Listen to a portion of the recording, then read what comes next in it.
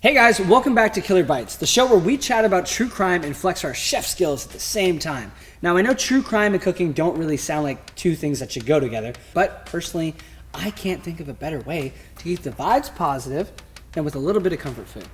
Now, today I'll be telling you about the Wolf family murders, and while I do, I'll be making a delicious vegan goulash. Now, you try to say that 5 times fast. Vegan goulash, no, I'm not even gonna try.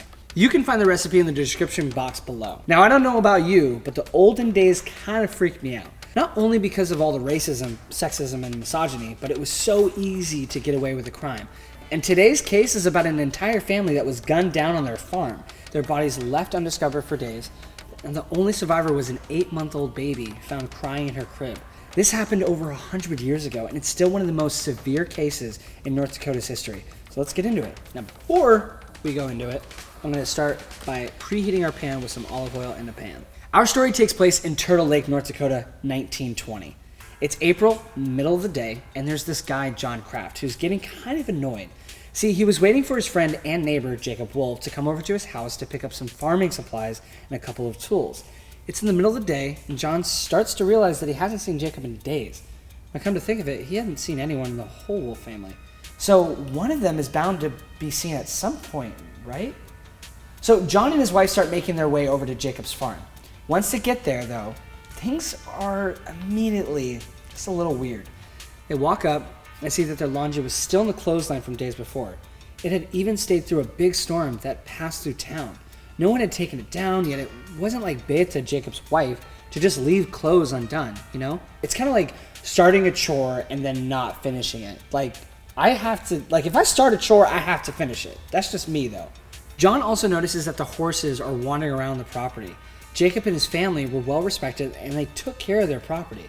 Everything is looking majorly out of place. The Crafts open the door to the home and find a trail of red fluid leading into the cellar. Now immediately things are not looking good. Now when they opened the door to the downstairs area, they saw just a disgusting, horrifying sight. Now we're going to take some onions and we're going to throw them right into our saute pan. Now, Beta, Jacob's wife and mother to 6, had a bullet wound to the back. Next to her was Bertha with a single bullet wound and multiple hatchet wounds. She was just 13 years old. I'm going to be adding some green bell peppers to our onions. Lydia, at 6 years old, was also found with a bullet wound and hatchet marks. And then 3-year-old Martha, who is the only one not executed by a firearm, instead, she was beaten with the same hatchet that sliced her sisters. Laying on top was Jacob Hofer. He was a 13-year-old boy that worked for the family on the farm, doing chores, yard work, that type of stuff. Still, this isn't everybody in the family, so they kept looking through the house. And that's when they hear Emma, Jacob, and Beta's 8-month-old daughter screaming her head off. She had been in the house for 2 days with no food, sitting in her dirty diaper. She's the only survivor at this point. The Crafts make their way to the cowshed to see if anyone is in there. They notice something poking out of a pile of hay, and upon further investigation, it was the bodies of Jacob and his 8 and 10-year-old daughters, Maria and Edna. Examining Jacob, it was clear what had happened. He passed away from 2 bullet wounds, one from far away and the other from an alarmingly close range. Whew, yikes. After finding everyone, the Crafts run to the phone to call the police, but the line had been cut. Thunder crackles. They take Emma to their house and call the police from there.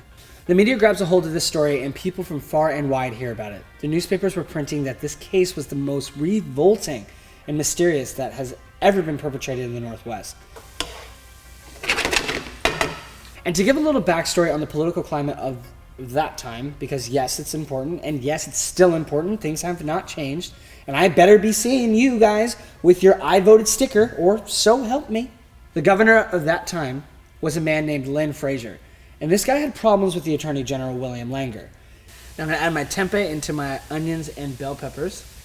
There was an upcoming election, and Langer was thrusting after the Republican nomination. And I'm going to start to season everything. He's coming for your gig, Lynn. You better watch out. So a week goes by, and no arrests have been made, and the public is flipping their lid. There's a criminal on the loose, and he's just taken out the most important family in town.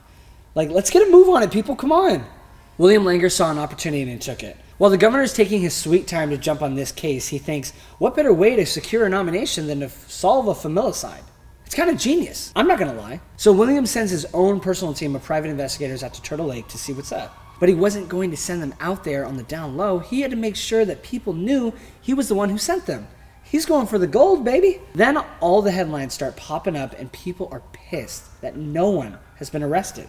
But they're more upset that Mr. Lynn Frazier isn't taking action. This is so important, so put a pin in it for now.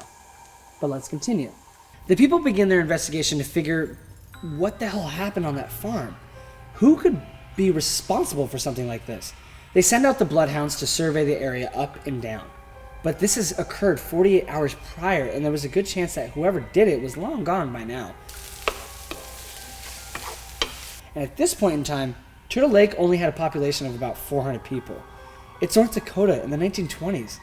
It's not exactly popping off. I mean, I would know, I got family there. But when people hear about what happened, they're shocked.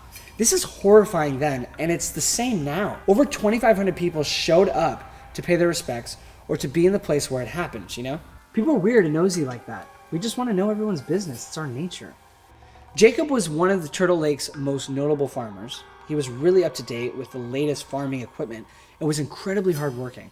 His whole family worked to support themselves, and as a result, he had a lot of fans. Most of the folks in the area were German Russian descent, and at that time, because of war propaganda, these were people being called executioners in the newspaper. So German Russian immigrants from all over, including out of state, came to the funeral. One by one, 8 coffins were lined up next to each other. The gravestone above read Die Ermordete Familie, which means the murdered family. Well, as people are mourning this tragic loss, someone at the funeral is acting straight up weird. Reports would say that Henry Lair, a neighbor to Jacob, was looking into each of the caskets, staring into the faces of the family. Seems like totally chill, normal funeral-going behavior, right? No. Here's the thing. Henry Lair and Jacob Wolf had some bad blood, and people knew it. Like, Henry and Jacob were neighbors, and more than a few times, some of Henry's cows had grazed onto Jacob's property. Now, whenever this happened, Jacob would sick his dogs on the cows to scare them off. Like, get off my freaking lawn! Thanks. You know. So one day, Henry's cows graze a bit too far, and one of Jacob's dogs starts to chase after it. But this time, a cow was injured. Henry starts to blow his top. He can't believe that this happened, and at the hands of Jacob Wolf's dogs, from that point forward, they had beef. While a few people in town knew about the drama with one another, they never imagined that things would go this far.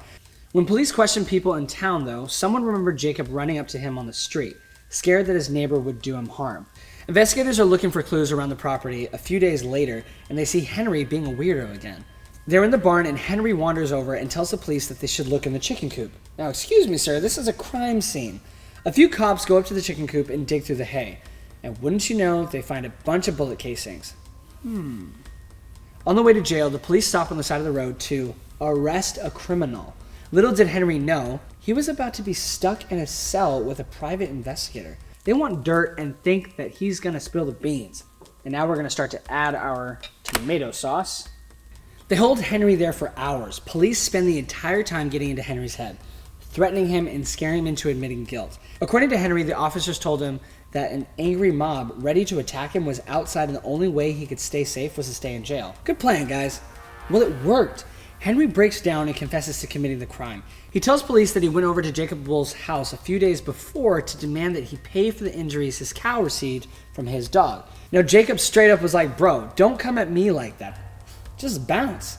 Well, Henry isn't that type of guy to take no for an answer, and he continues just to ask for money. And before we go any further, I'm just going to finish off by seasoning our sauce with some seasonings. Jacob gets annoyed and grabs his shotgun. I don't think he was actually planning on firing at the guy, but he needed to show he was serious. And that's when the guys start going at it, wrestling for the weapon, and it goes off twice, accidentally. And these hit Beta and the farmhand boy, Jacob. And when Jacob sees that, he starts running away. Then it's said that Henry proceeds to go inside to grab more ammo from a dresser drawer. And this is where the story doesn't fully add up to me, because how the heck would Henry know where they kept the extra ammunition? You ever try to find a cup in a kitchen that's not your own? Like, which cabinet is it? Why don't you keep it next to the sink? So many questions!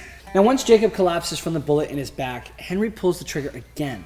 This time from super close range. Graphic, I know, I'm sorry, but there's no other way around it. I have to tell you the story. Henry says after this, he hears screaming, and what does he do? He goes towards the screaming children, and this was 8 and 10-year-old Maria and Edna. They were in the house, and I assume had seen their mother on the ground covered in fluid. They escape through a window and run to the cow shed. Sadly, this would be a dead end for the both of them. The 3 children, Lydia, Bertha, and Martha, were attacked with a firearm and a hatchet. And luckily, he completely missed the Wolf's 8-month-old Emma. I mean, she was in her crib, asleep, and Henry didn't think to look for her. And now I'm going to add my pasta. When he was asked why he didn't hunt down the baby, he said, "The reason why I didn't kill the baby was, I believe, because I didn't go into the room to which the baby lay." Well, there you go. After this ravenous rampage was over, Henry got started on hiding the bodies. Just gonna clean up my mess. For those in the barn, he covered them in some hay to make it less noticeable, I guess. The bodies in the house, however, he threw them into the cellar. Now, to me, this seems like a lot of work for one person. You're telling me that one guy, aged 41, was running around this entire property, having time to reload, chase people down, and hide their bodies, and no one has the chance to escape? Does that not seem so suspicious? The police get the confession that they wanted, and Henry is sentenced to life in prison. But once he's there, Henry retracts his confession. He said he was bullied into making it. Only after harassing him and scaring him into thinking his life was in danger did he confess to anything. But the police don't care. That's exactly what they want. Their goal is to tire you out, accuse you relentlessly, and get you in an emotional, vulnerable state. It's kind of like when someone's talking to you and you're like not really feeling the conversation, so you kind of just like want to like cut out of the conversation. The community wasn't so easily convinced that the police had found the right guy, though. Remember all that political stuff that I told you about earlier? Well, there's a reason the case wrapped up so fast. The election was coming up and William Langer was gonna get that spot. Now, on top of that, William offered up $1,000 to one of the PIs if he solved the case. Now, to me, it seems like there's a lot of political pressure. You want to win an election. You demand your staff to find the guy who did it immediately.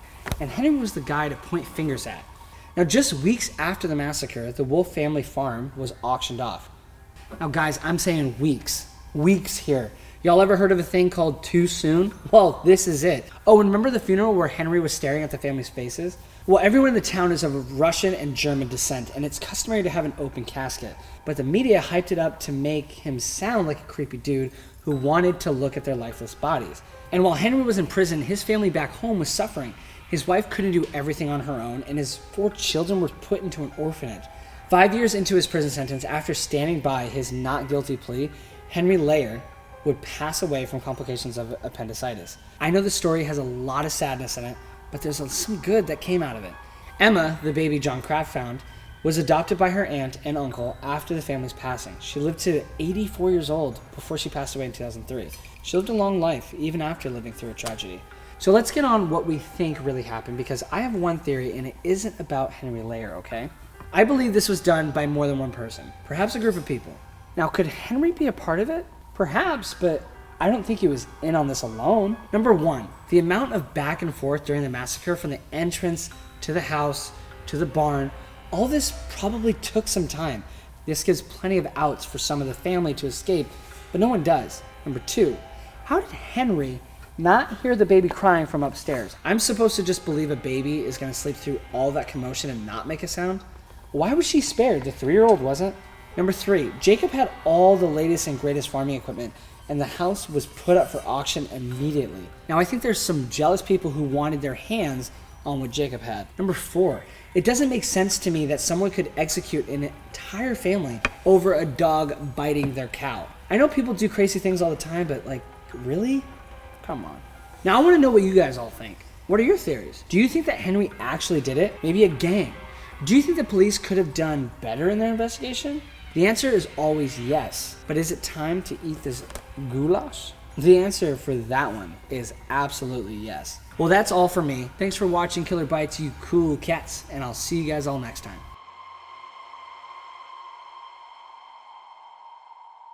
Give me smiley face. Give me murder face. It's good that you don't know what murder face is. Yeah, right? I'm like, I know exactly what this is.